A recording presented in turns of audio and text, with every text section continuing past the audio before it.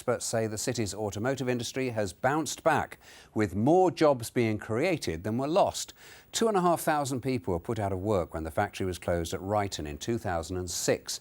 But a decade on, some manufacturing has returned to the site, and elsewhere a new factory will soon employ more than 1,000 people. Here's our transport correspondent, Peter Plisner.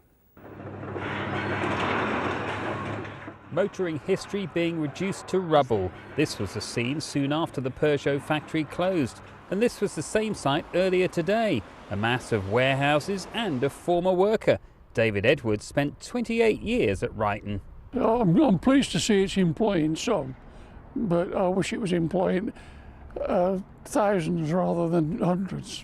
This was one of the last cars to be built at Ryton. It's now an exhibit at Coventry's Transport Museum. More than 1 million of these 206s were built when the factory shut 10 years ago. Production was switched to Slovakia. But while Coventry's automotive industry was on its knees a decade ago, it's a different story now. Not far from Ryton, there's a new factory being built. Soon they'll make electric taxis here and employ more than 1,000 people. It's a complete turnaround for the London taxi company. It gives us a future. We're going to be going from being a small bespoke manufacturer that makes only about 1,500 vehicles a year for London only, and now we're building a vehicle that's going to be marketed globally. And down the road, another expanding operation with cutting-edge technology in the shape of car parts made out of carbon fibre. We have a very defined business plan.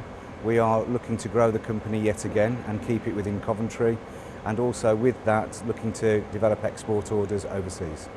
This is the part of Coventry's automotive revival that people are getting most excited about. These vehicles are part of a government-backed trial to prove the concept of driverless cars. Coventry as a city used to lead car industry around the world. Taking this type of technology and launching it's kind of actually putting us really on the map again as to where we used to be. And back at Ryton, some car manufacturing has returned to the site. It's now home to Jaguar Land Rover's special vehicle operations. And even here there's already growth.